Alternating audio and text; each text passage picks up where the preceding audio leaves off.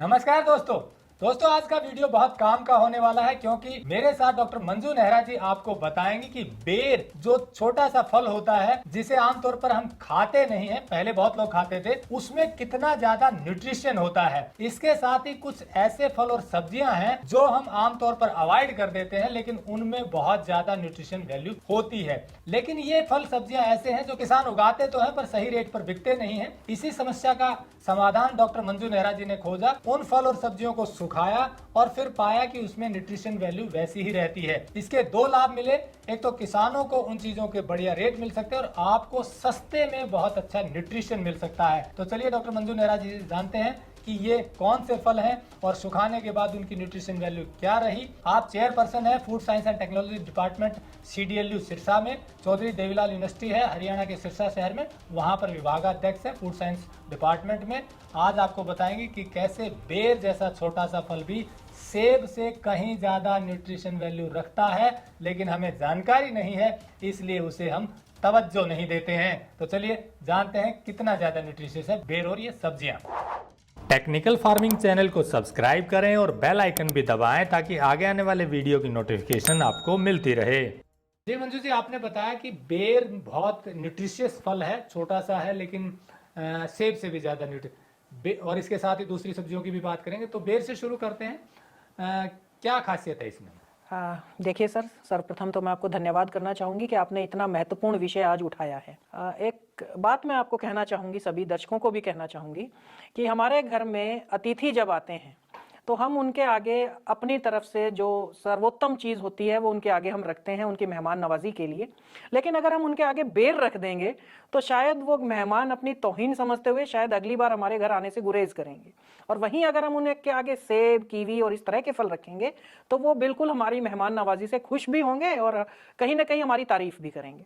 लेकिन मैं ये कहना चाहूँगी, चाहे वो मेहमान आप हैं या हम हैं, हमें अगर हमारे आगे कोई बेर रखे तो उनका धन्यवाद करना चाहिए कि वो हमें सेब से कहीं ज़्यादा पोषक तत्वों वाली एक चीज़ हमें परोस रहे हैं।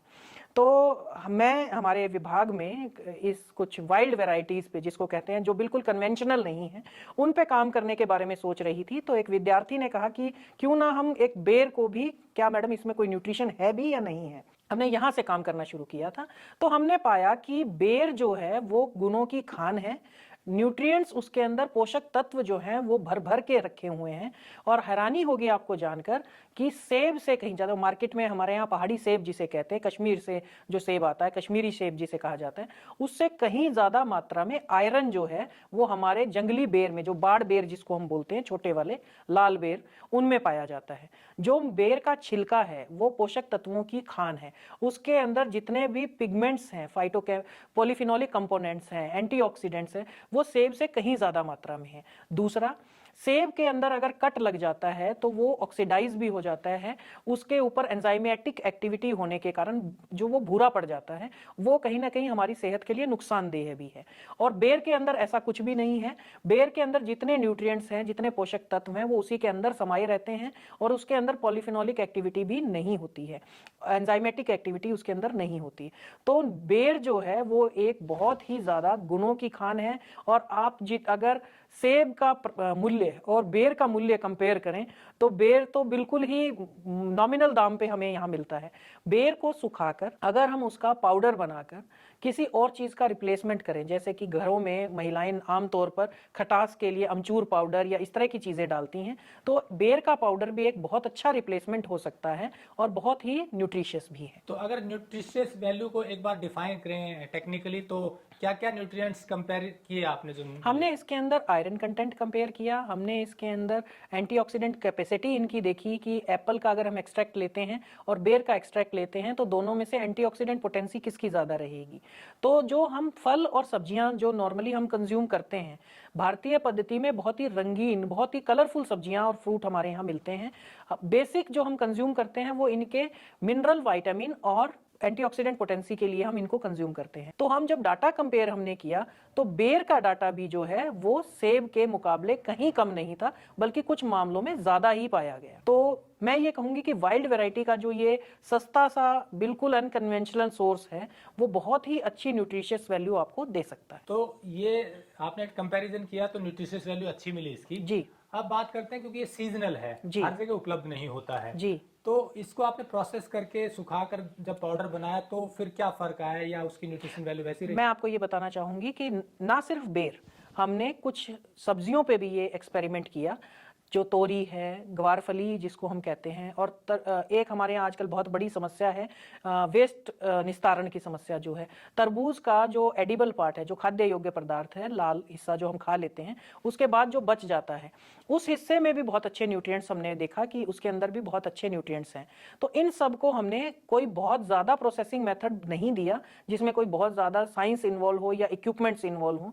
डायरेक्ट सनलाइट में, बिल्कुल जो रात का समय है उसको छोड़ दें, अगर दिन का जो 8 घंटे का सूर्य की रोशनी में हमने उनको रखा ढक के एक जाली से, तो हमने ये पाया कि सिर्फ और सिर्फ इसके अंदर जो वाटर कंटेंट है वो कम हुआ है। जो ऐश कंटेंट है, जो एक साइंटिफिक भाषा में हम ऐश कंटेंट बोलते हैं, जिससे हमें मिनरल और विटामिन कंटेंट उसका पता चलता है, मिनरल कंटेंट खास तौर पर, जब हमने उसको कंपेयर किया तो हमने पाया कि पहले के मिनरल कंटेंट में और ड्राई करने के बाद के मिनरल कंटेंट में कोई बहुत ज़्यादा फर्क नहीं है।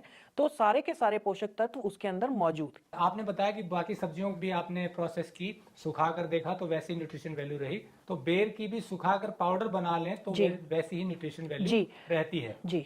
तो इसको मतलब कोई किसान अगर प्रोसेस करके रखे तो बाद में भी सेल कर सकते हैं? जी, आपको जानकर हैरानी होगी कि इनकी शेल्फ लाइफ बहुत ज़्यादा है, जो हम कहते हैं ना कि ये खराब नहीं हुआ है। माइक्रोबायोलॉजिकल स्टडी जब इनकी की गई तो इनके अंदर जो एसिडिक कंटेंट है, जो इनका खटास वाला जो पार्ट है, जो एक बहुत अलग से स्टडी है, वो बहुत लंबा काम है।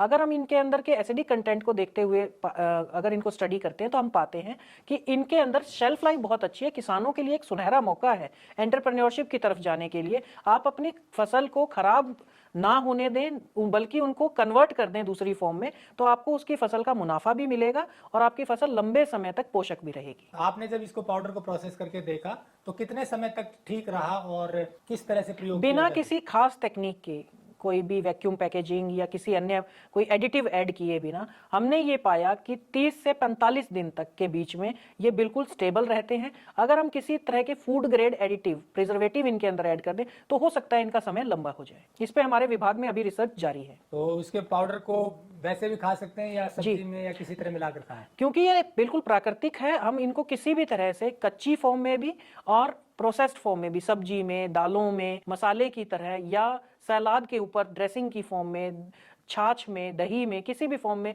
नींबू पानी में इवन हम उसको ऐड कर सकते हैं। तो आपका ये कहना है कि जो सेब में जितने हमें पोषक तत्व मिलते हैं उतने या उससे भी ज्यादा बेर में मिल सकते हैं? जी। तो कोई सेब न खाए तो बेर खा सकता है? बिल्कुल खा सकते हैं। सेब बुरा ना मान जाए, इसलिए हम ये कहेंगे सेब भी उतना ही न्यूट्रिशियस है, लेकिन बेर किसी मामले में कम नहीं है। तो आपने बताया सेब भी न्यूट्रिशियस है। अब थोड़ी सी जानकारी इस पर ले लेते हैं। कई लोग अब सेब का छिलका उतार कर खाते हैं क्योंकि कहते हैं उस पर कुछ पेस्टिसाइड या है, तो छिलका उतारने से कितना पोषण चला जाता है? लगभग चला जाता है। उसके बाद तो हम जिसको कहते हैं रुई ही खा रहे हैं एक तरह से। जितना रंगीनियत, जितना कलरफुल इस दुनिया को भगवान ने बनाया है, हर फल को, हर सब्जी को अलग रंग दिया है, हर सब्जी, हर फल का एक पिगमेंट है स्पेसिफिक, उसके अंदर जब हम उसको स्टडी करते हैं तो पॉलीफिनोलिक और एंटीऑक्सीडेंट कंपोनेंट मिलते हैं। जो सब्जियों के छिलके हैं वो ही उनके गुणों का मेन आधार है। जो सेब का छिलका है, अगर हमने उसको उतार दिया है तो वो जस्ट एक कार्बोहाइड्रेट का सोर्स रह गया है। सेब जो है उसके अंदर हमें कोई भी एंटीऑक्सीडेंट्स नहीं मिल रहे हैं। तो हमें सेब के छिलके को कोशिश करनी चाहिए कि हम गर्म पानी से धो लें, जो उसके ऊपर पेस्टिसाइड रेजिड्यूज हैं उसके डिसइंटीग्रेट होने का, यानी कि उसके खत्म होने का इंतजार करें। 2-3 दिन ब्रेक देकर उसको खा लें। गर्म पानी, उबले गर्म पानी में उसको धो लें, अच्छे से कपड़े से पोंछ कर उसको खा लें, लेकिन छिलका समेत खाएं, छिलका उतार कर ना खाएं। तो दोस्तों, जैसा डॉक्टर मंजू नेहरा जी ने बताया कि बेर बेहद न्यूट्रिशियस है और यदि सीजन में ना मिल पाए तो उसको प्रोसेसिंग की जा सकती है। प्रोसेसिंग कैसे कर सकते हैं इसके बारे में और अधिक जानकारी लेने के लिए हो सके तो आप सिरसा यूनिवर्सिटी में आ सकते हैं, यहाँ से जानकारी ले सकते हैं। Food science and technology department है, यहाँ पर फूड से संबंधित प्रोसेसिंग के बारे में रिसर्च की जाती है, तो यहाँ आपको जानकारी मिल सकती है। या अपने नजदीकी कृषि विज्ञान केंद्र भी जा सकते हैं, वहाँ पर भी आपको जानकारी मिल सकती है। और अधिक जानकारी के लिए हमने नंबर दिया, आप बात कर सकते हैं जुड़े रहिए टेक्निकल फार्मिंग से। नमस्कार, जय हिंद।